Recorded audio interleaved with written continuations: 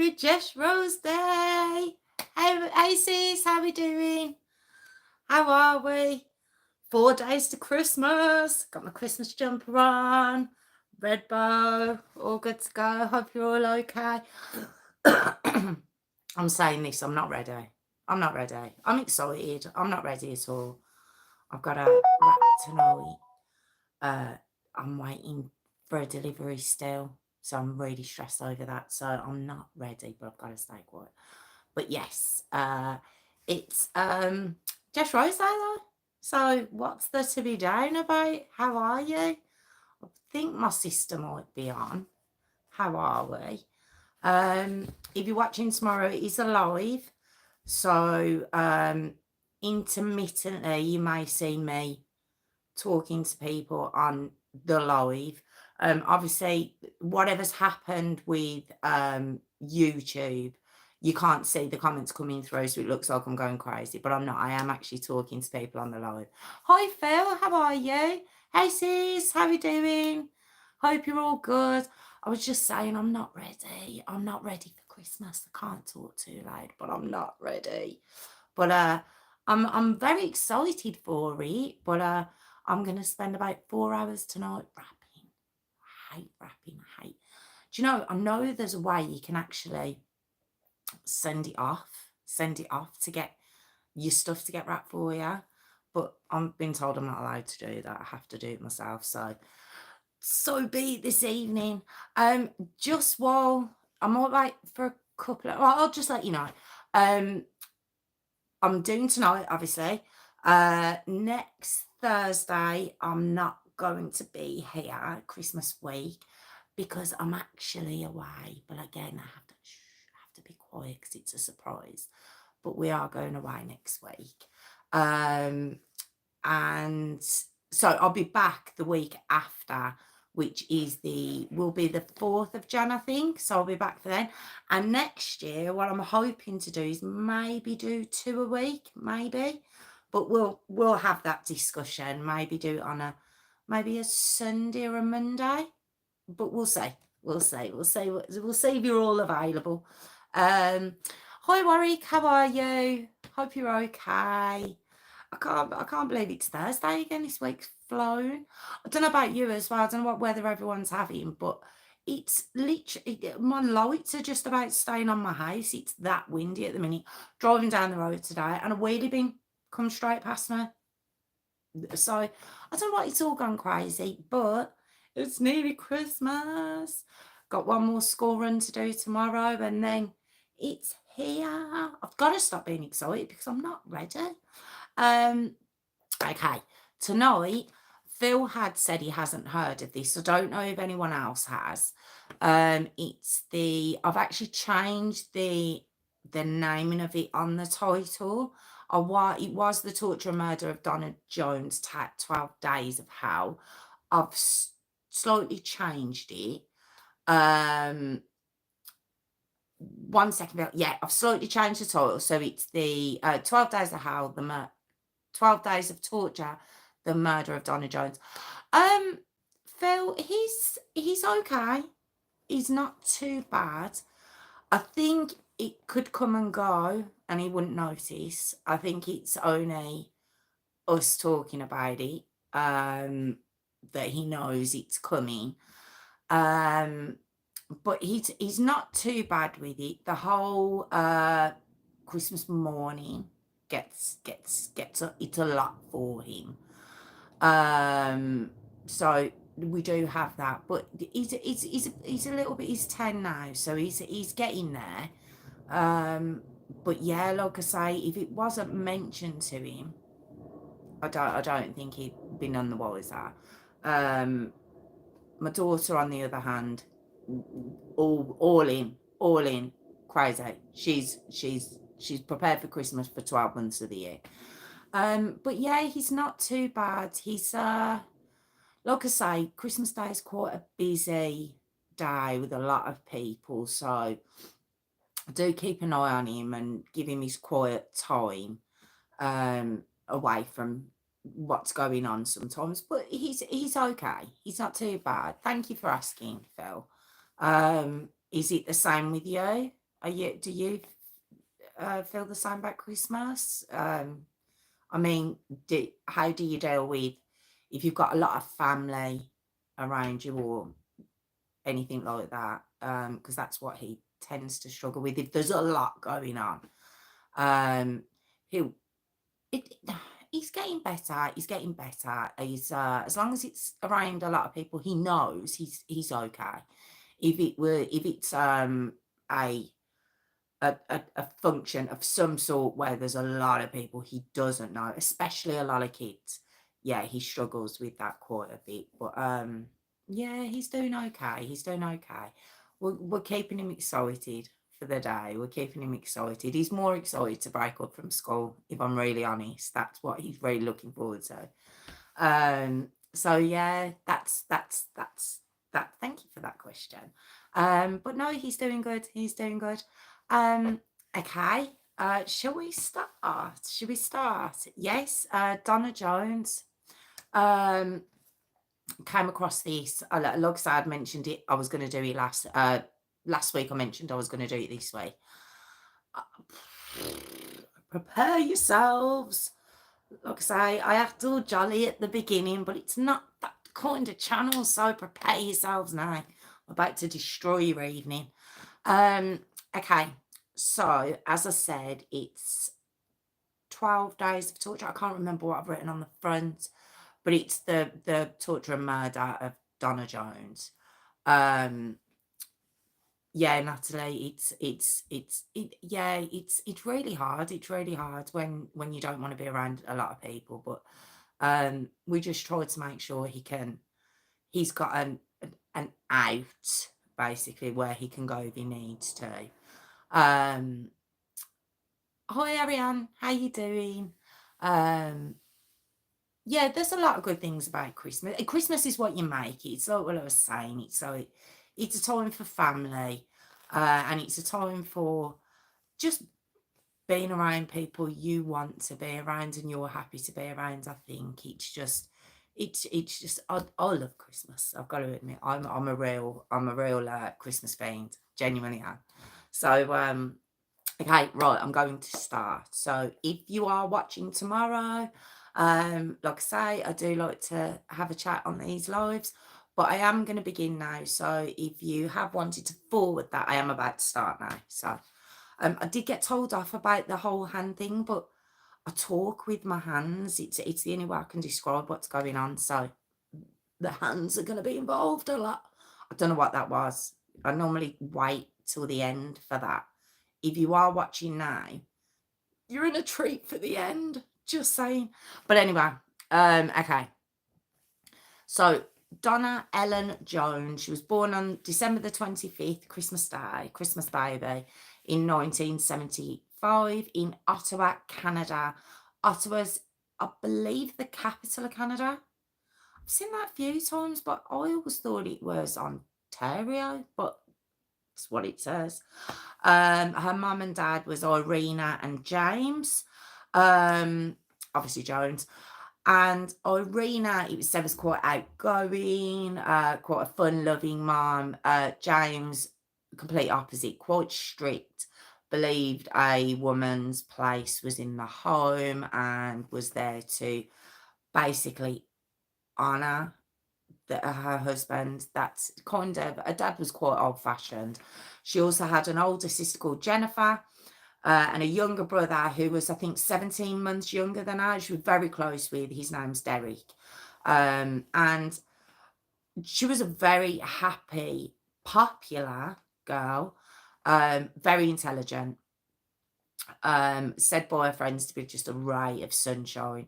She did have her own insecurities, like most of us. But she was concerned about her weight. She did have a lazy eye. I've seen photos of her. It's nothing. It's nothing you'd be like. Not that you would anyway with a lazy eye. I just don't see it. But I haven't got it, so I can't say how she should have felt about it. But it was a bit of a concern for her, and she did get anxiety over her appearance, basically. But aside from that, She was the first to organise, one we're fast forwarding a little bit. So once she was in her college years and her university years, she was the first to organise sports days out and nights out, meals, things like that. She was kind of the centre of her friend group. Very well liked girl from what I can see. Um, and like I said, but she did have a what's it called now when you go to not counsellor, a what is it when you have therapy, like a therapist. And what she did always say to her therapist was she just wanted, thank you, Tiffany.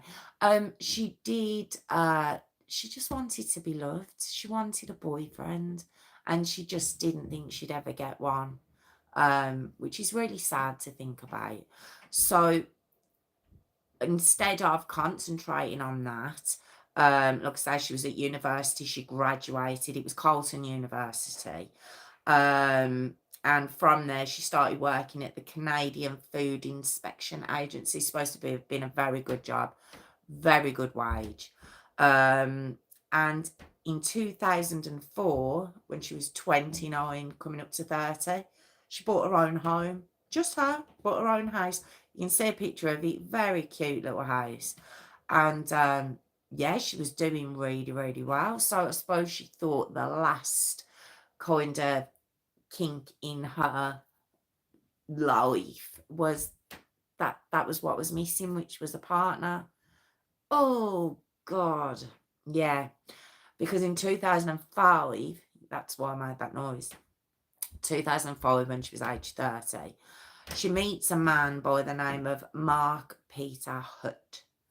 And this was through a mutual friend who he played some sort of sports with. I think it was like a baseball, softball type thing. And they get on very well at first.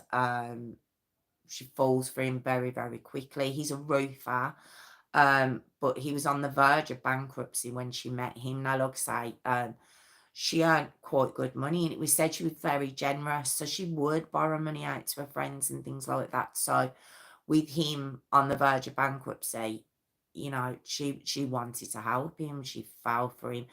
He moved it. Have I said he moved in with her very quickly, and then she started taking over his debts. Ugh, so many red flags. That should just be the whole story. This colour up here, it's just, and very, very, very quickly, signs of domestic abuse started to come into play.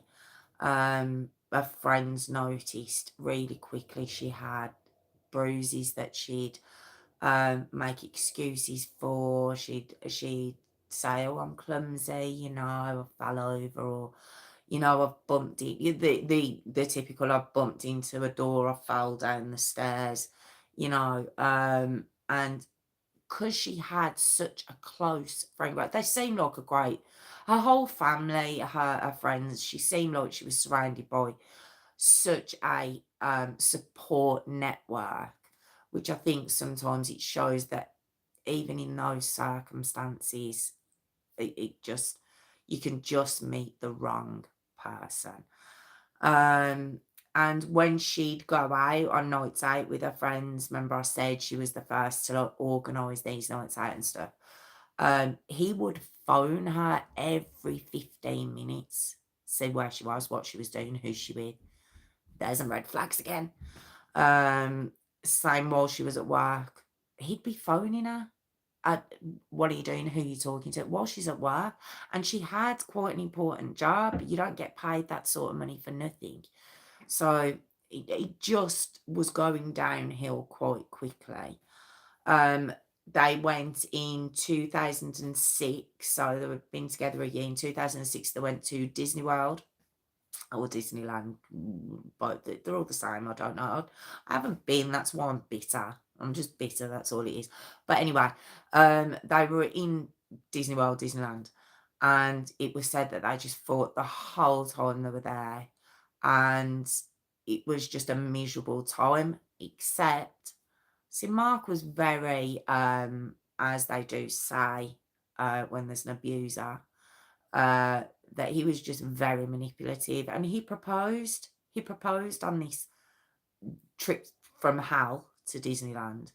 There is a photo of them there, and she said yes. So when she got home, told all her friends, they were so concerned. They did not want her to marry him. And she'd asked, some of her friends to be bridesmaids and be in the bridal party. And she went out and found this perfect dress and perfect tiara and everything. And she phoned him to say, look, I found my dress. Do you know what he said to her? Have you done the washing today? He wasn't interested. He didn't care. He just, he, he, oh, it's just disgusting, man. So when she organised her hen party, bachelorette party as it's called, like I say, it's in Canada, her friends that were there, rather than it being this bachelorette party, they actually staged an intervention.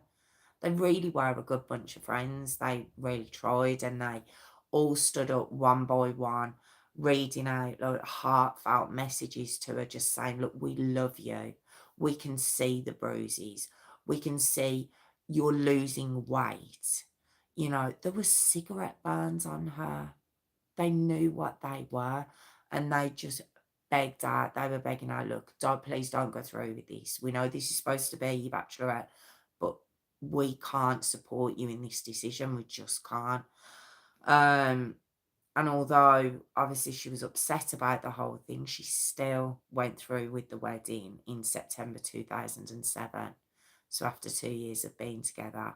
And the friends that had staged that intervention, even though a few of them were in the wedding party itself, well, supposed to be in the wedding party itself, should I say, they didn't even go to the wedding. They could not support it. They just couldn't support the union of them getting married.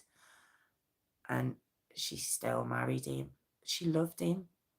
And love's blind. I think I've just seen that written up there, and it's so true. No one could tell her anything. Her brother, remember I said she's very close to her brother, but he noticed that he wasn't able to talk to her as much. He wasn't able to go out and see her as much. There was always excuses why he couldn't come around. So the one day he did, turned up, and he said she lost so much weight. Her hair was all kind of greasy. It's reminiscent of Kellyanne Bates. The I've heard that when someone's going through abuse, obviously the first thing to go is their own appearance. They're not interested in it anymore. More to the point, he didn't want to wear in makeup and things like that. So he'd already put those things into place. And her brother said he looked round and there was there was punch marks in the walls. He could see that it was just a really bad environment for her. She was very quiet. He said she was, obviously this is after they got married, and he said she was bordering on just like a drone. She was just, the smile was fixed to her face. It didn't reach her eyes. He was very, very concerned about her. But no one could say anything to her. She loved Mark. And then, on top of that, her work colleagues were really concerned about her. Her boss was concerned about her. She broke her wrist, apparently, and I say apparently, as in she had broke her wrist, but she said it was she'd banged it again to some sort of excuse given, and she had to have pins in it. Uh, it was just going downhill really, really quickly. Now, remember I said that Mark, hi Kelly, how you doing? Oh, ironing, I hate ironing, hate ironing. But yeah, remember I said he was going bankrupt when she met him. Now, not only was she paying off his debts, giving him a place to live, he liked toys, did Mark. And when I say toys, I'll say it like that because it was, she bought him a snowmobile. She bought him an ATV. I do know what that stands for, but I can't remember. I can't remember what it stands for now, and it's not what I thought it was either. But she bought him that. Um, um, Snowboards, just anything his heart desired, while she was slowly going bankrupt. She was spending every penny on this guy. I presume just to keep him happy, maybe. To keep his hands off her, probably. Um, yeah, he would also do things like he'd put post-it notes around the house, and some of them would be like, I love you, you're an amazing wife, you're my angel. And then other ones would be, you're a terrible wife. There was hundreds of these post-it notes round equally, um, love bombing her, as that saying goes, to just being vile to her. So it just sounded like a home life was just how it was just horrible. And like I say, her job was noticing it. Not only was he phoning her while she's trying to get on with this really good job, um, she was coming in like it was the middle of summer. We're coming up to 2009 now. It's the middle of summer, and she's wearing like polar necks up to here, or turtlenecks as they call them in America, in Canada and America, I think. Long sleeves to cover the bruises, to cover the marks. She'd gone from, I think it was said she was about 162 pound. She'd gone down to 101 pound. You know, she'd lost so much weight. She was just a shell of the person she was. She'd lost contact with all her friends at this point. She was she was talking to her mum, but over the phone. Like, she wasn't really able to go and see her mum. Um, Now we've come up to the 24th of November 2009, and she phoned in work sick, and her boss had took that call, and he'd made up his mind that, I'm saying to him, it just says her boss, it could have been a woman, but just we'll say he'd made up his mind that he was going to stage an intervention when she come back, and he also put in a call to the police to go and do a welfare check on her. Didn't get done. The welfare check didn't get done. So, you ready? You ready? Okay. Oh, it just seems like she was just such a lovely girl as well. I suppose because I've seen the photos of her and heard about what it just, she waited till she was 29. This wasn't a young teenage girl who was easily manipulated. She was a very intelligent 29-year-old woman, homeowner. Uh, on December the 6th, 2009, so coming up to, well, it's 4 years after they'd met, coming up to her 35th birthday, Mark calls 911 and he's crying. I've heard the call. He's all very dramatic. My wife's dead.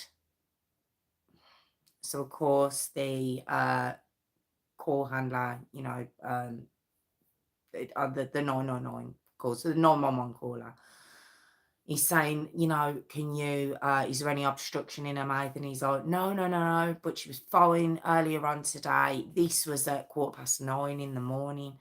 But he's saying she was okay a couple of hours beforehand. She was excited about Christmas. And now she's not moving. I think she's dead. So the police come straight round, quickly followed by the ambulance. And when they get to the home, they see that the windows are open, and it's December in Canada. It's freezing. So to see a house window wide open, not just slightly wide open, it was a bit of confusion for them. They're like, when he opens the door to let them in, they realise very, very quickly why that window was open, because the smell in the house, it was said it was acrid, it was sickly, it was the smell of just rot. And when they go in there, they're looking around. It's described that it was a house of horrors. They go down to the basement and they find Donna lying on a makeshift bed that's just made of old, dirty couch cushions. Down in the basement of her own home. She's in the basement. And when the paramedic goes up to Donna, she can't even open her eyes to check her pupils because her face was so swollen. So as she's trying to check her, she's got like a dirty t-shirt on and some dirty soiled bottoms on. And as she's trying to check her vital signs and everything else, she tries to lift her t-shirt. And as she lifts it, her skin comes away with her t-shirt.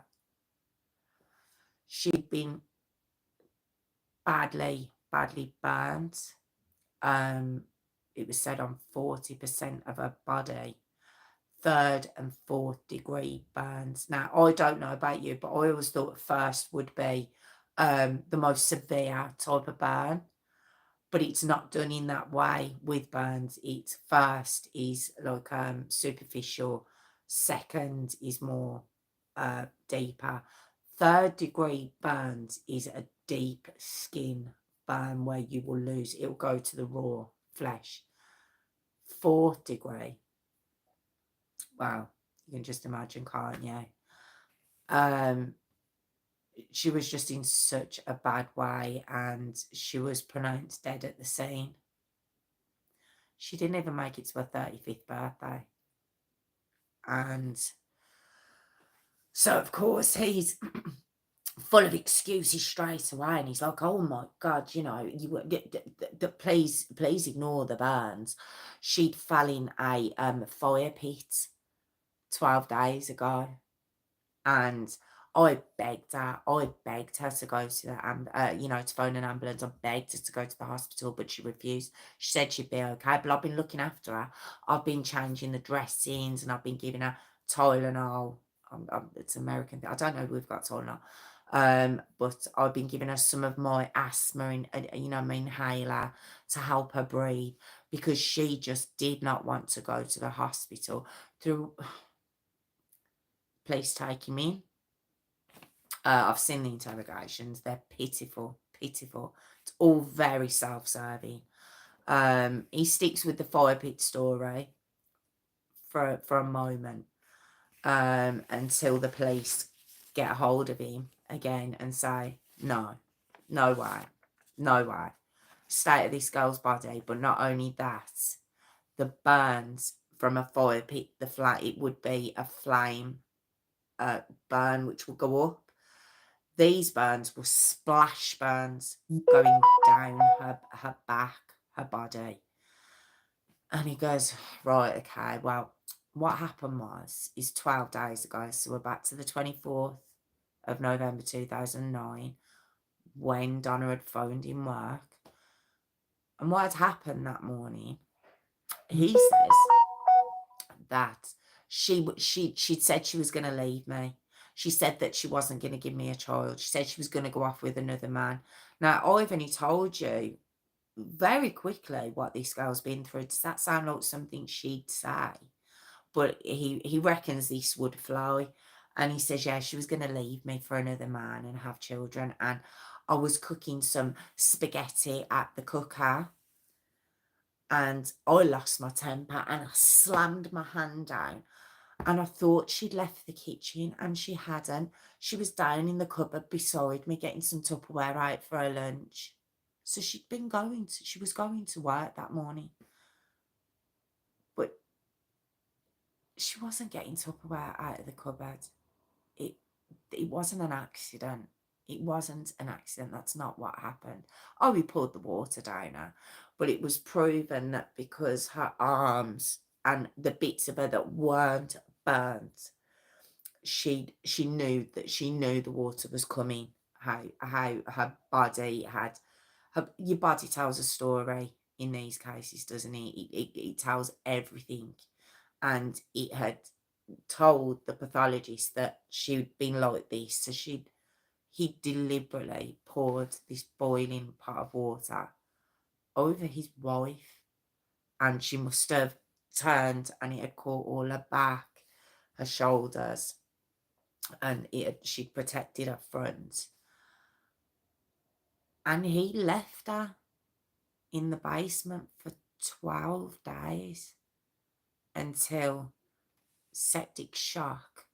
Her cause of death was septic shock, but also, okay, bear with me, that is what her cause of death was. But the pathologist also found a lot of other things with Donna. Okay, so I'm going to tell you what they found on this poor girl's body who'd known this bloke less than 4 years.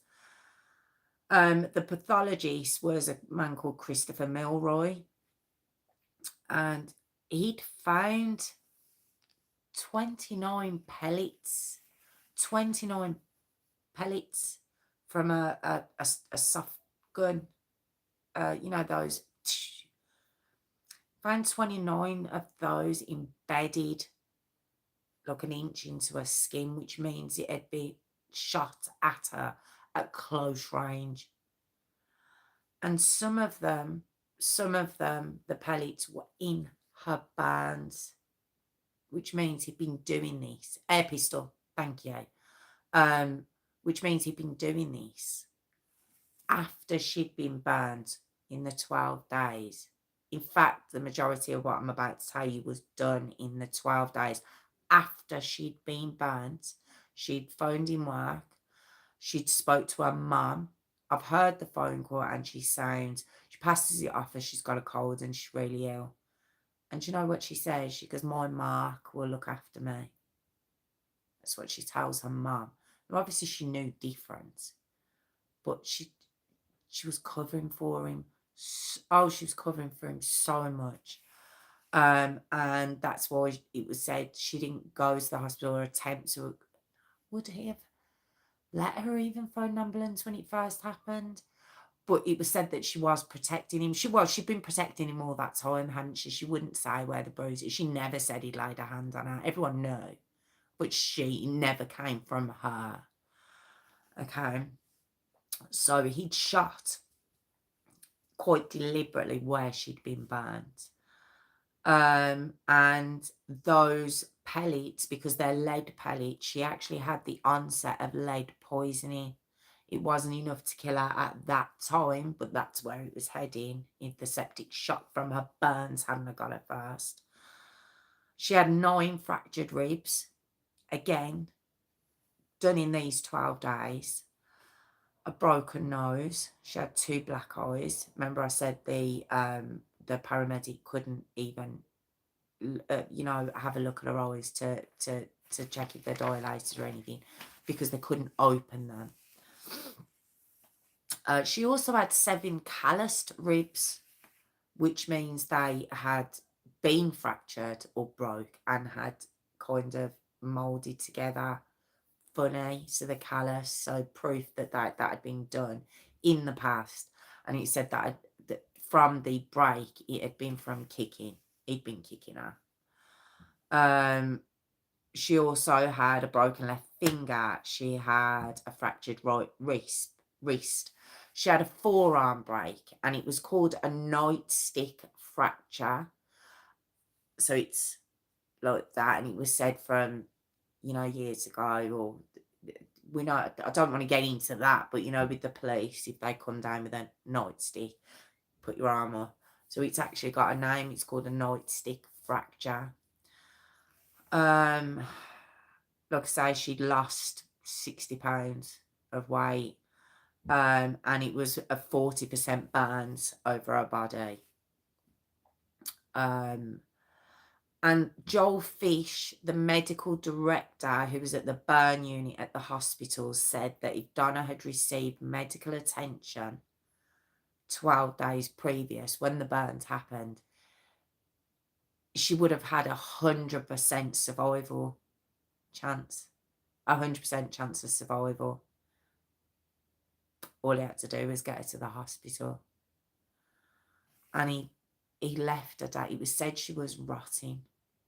She was actually rotting. Remember, he said he'd been talking to her 3 hours beforehand. Pathology said there was no way. I don't know if I've said this. Do you know? It just blows my brain. But she died 12 hours before he phoned the ambulance. 12 hours he left her there. Well, it was 9:15 in the morning, so he was probably asleep. Come down. She died alone in the basement of her own home on some dirty couch cushions in a soiled bottoms and top. She just died on her own. Just heartbreaking, absolutely heartbreaking. All this girl wanted was someone to love her, and this was the love he gave her. Like I say, he'd given a few excuses to what had happened.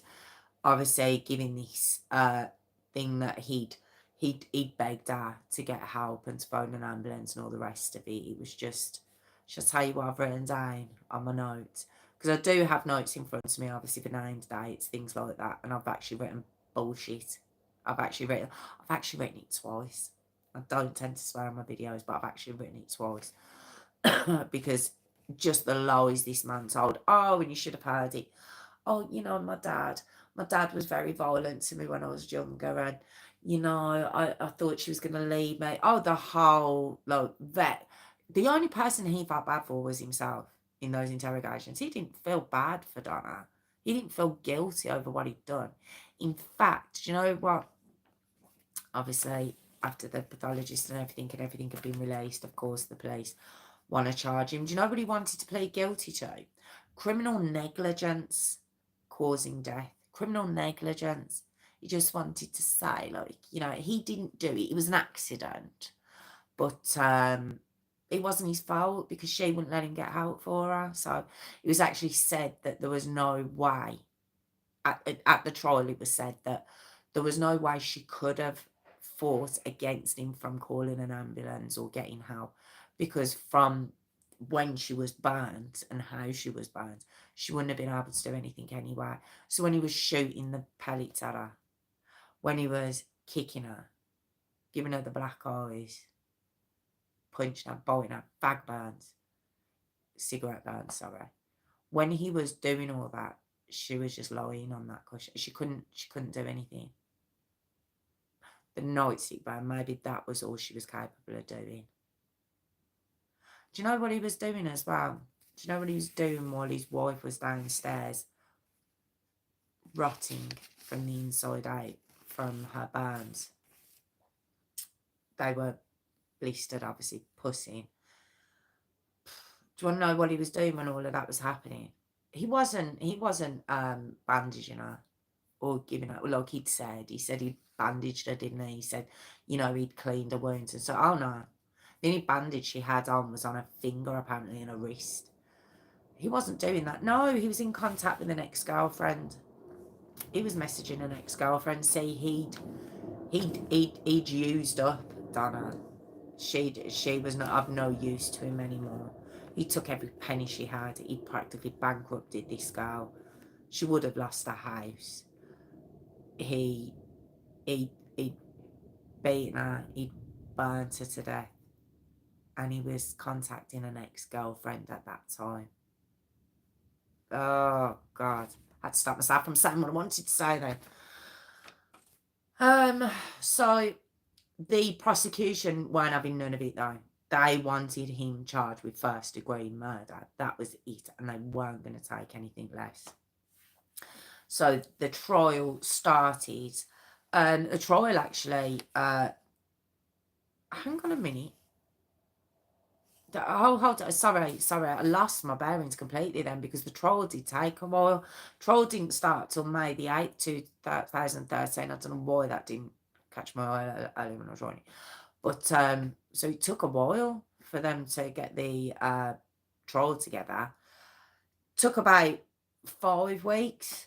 And on June the 7th, 2013, after one day, and it took one day, this jury to deliberate, they found him guilty of first-degree murder, which I'm so happy about. I am so happy that he didn't get away with this negligence, criminal negligence rubbish. Now, if this had been in America, I think we know what the sentence would have been. It would have been really bad. But he got life with no parole for 25 years, which is the maximum in Canada. Not as good a sentence as he'd have probably got in America, but also not as bad as probably here. He'd have probably got less here, so. But again, it's saying no parole for 25 years. Nothing to say he'll get it at that time. It showed her brother outside the court after the sentence was read, and they just seem such a sweet bunch. And he just says, we're grateful that justice has been served. We're happy with the sentence. We're going to just leave it in God's hands now. We miss her. It was terrible. He did nothing he said was the most negative thing he actually said in that interview was when the reporter asked him, do you have anything to say? I mean, it was a stupid question anyway, but do you have anything to say to Mark? And he just said, no, I've got nothing to say. He kept his dignity right to there. I wouldn't have been able to. I've said worse in this video than he did in that interview. So I just think it shows that they were just a very kind and sweet family. And even the prosecutor said her family, her friends, her work colleagues, everyone tried everything they could to help this girl, and she just never said any of the marks were from him. She never admitted that he'd done anything bad. She said he loves me. And in 4 years, that's all it took to take this girl from being the popular, outgoing, friendly, organising all the nights out and the occasions, and close with her family, very close with her younger brother. 4 years was all it took. It didn't even take him that long. It took her 4 years to die, but it was within a year he'd completely distanced her from everyone she knew. And you hear the phone call with her mum, and you just hear her say, my Mark's looking after me. And it's not like she thought he was going to. She knew he wasn't going to. She just wanted to protect him. And just the thought of him sat there. I mean, there's pictures of the baby. I mean, it said that the house was a house of horrors. I think I said it to you earlier. And there was a door bust off the bathroom. The bathroom door was bust off. There was holes in the walls. There was blood spatter everywhere throughout the house. It was proven that because the kitchen was so small. I mean, it was a dinky little house, but she'd only bought it for herself. And even then, even when he moved in, there was only 2 of them living there. But it showed the kitchen, and the kitchen was very small. So there was no way, even though no one believed him anyway, but it's not about that. They have to prove things, don't they? And there's no way that he could have been in the kitchen, but she could have been in the kitchen at the same time as him, and him not know she was there, because he tried to say he'd slammed the pot and he didn't know she was there. So that was proven to be rubbish. They also found a receipt of him buying hot dogs, and he'd said he'd been cooking spaghetti. So there were just those little glitches as well, but they didn't need all that. I mean, the house told its story, her body told it, what had happened to her. And you want to know the real kicker? Do you want to know what he said in his interview? In his first interview, when he'd said, when he admitted that it was the parton, he'd slammed it and he didn't mean to. He'd said he was cooking spaghetti. Do you know why?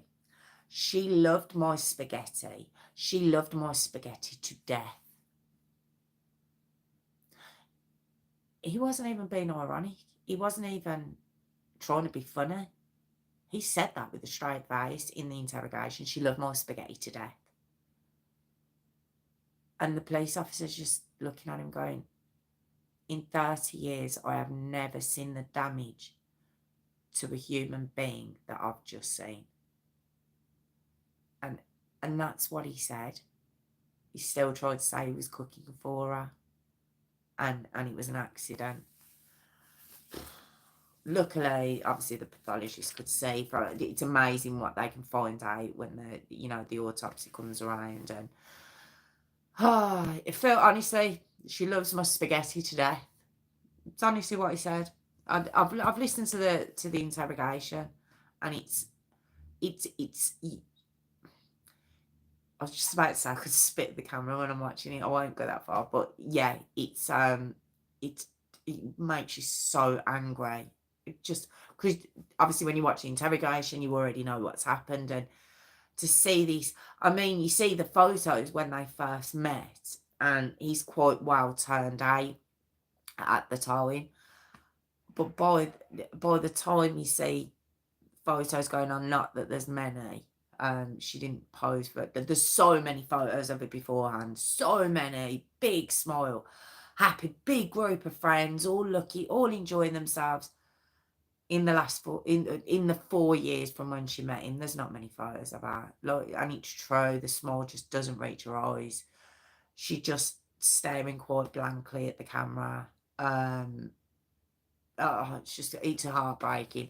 And him, he just, ugh, it's the noise I'm going to use for markup, ugh.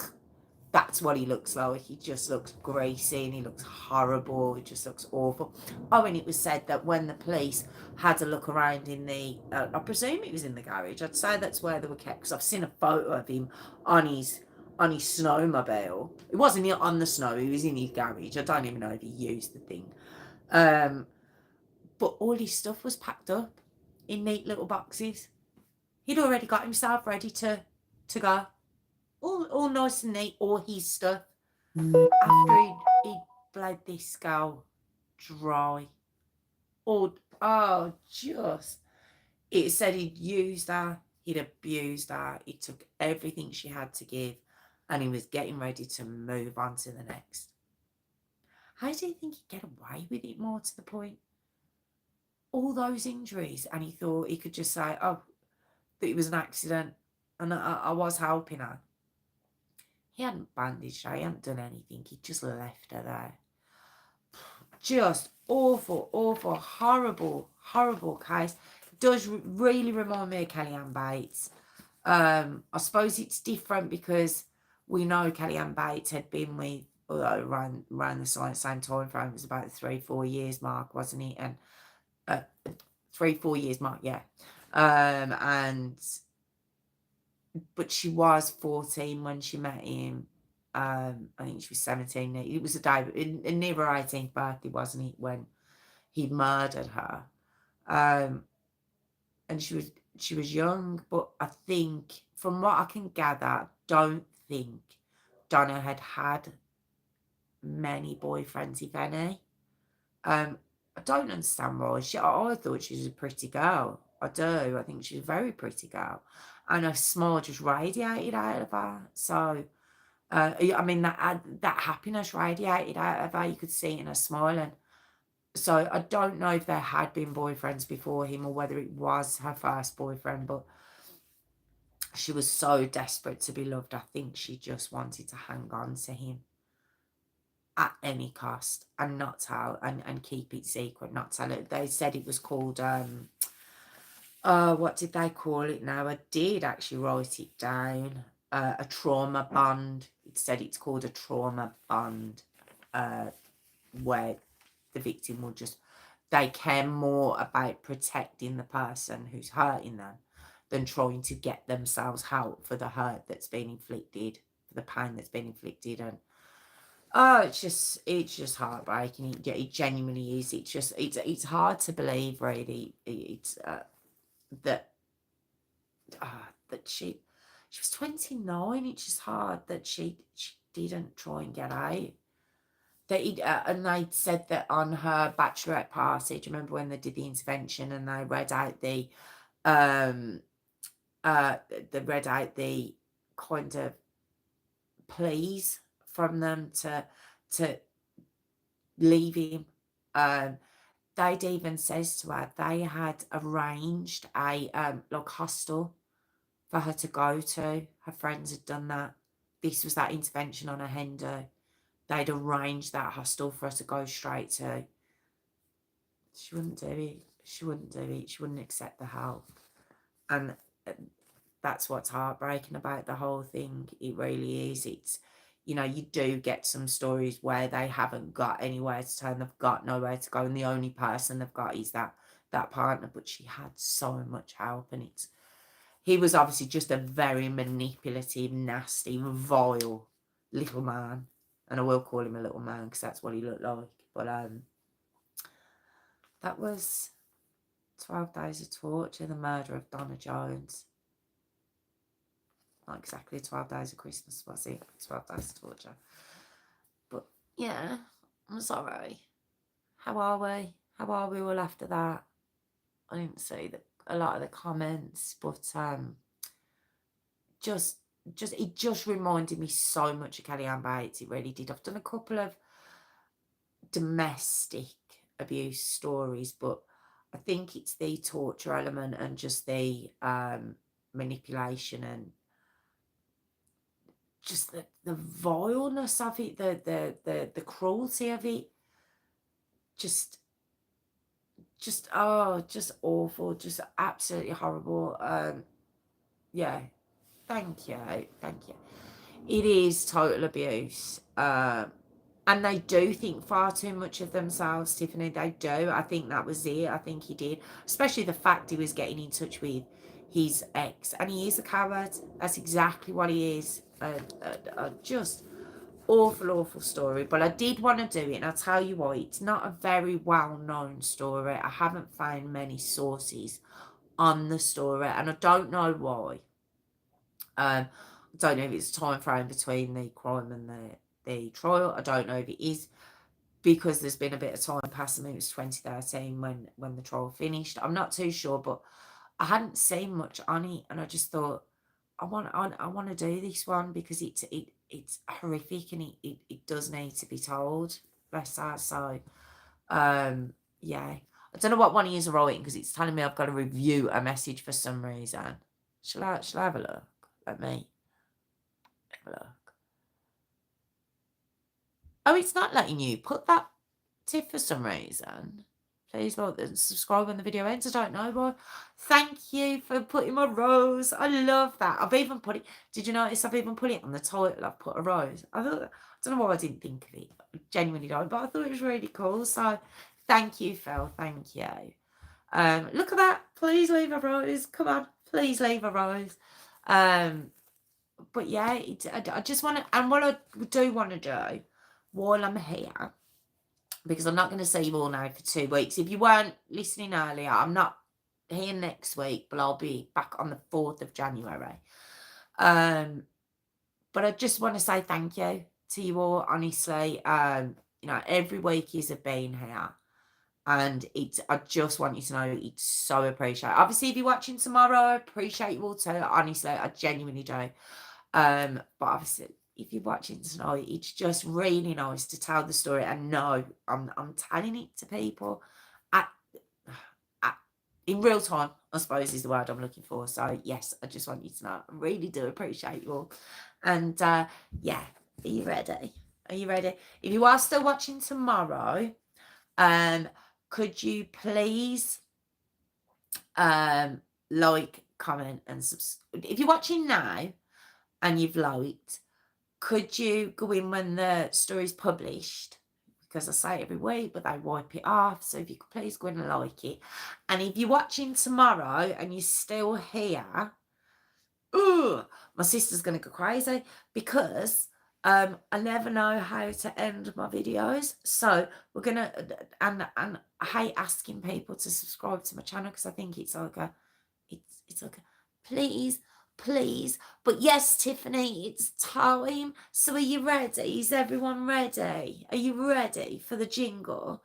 Okay, so if you are watching tomorrow or you're watching now, please like, comment, and subscribe, guys. Please. Look at that.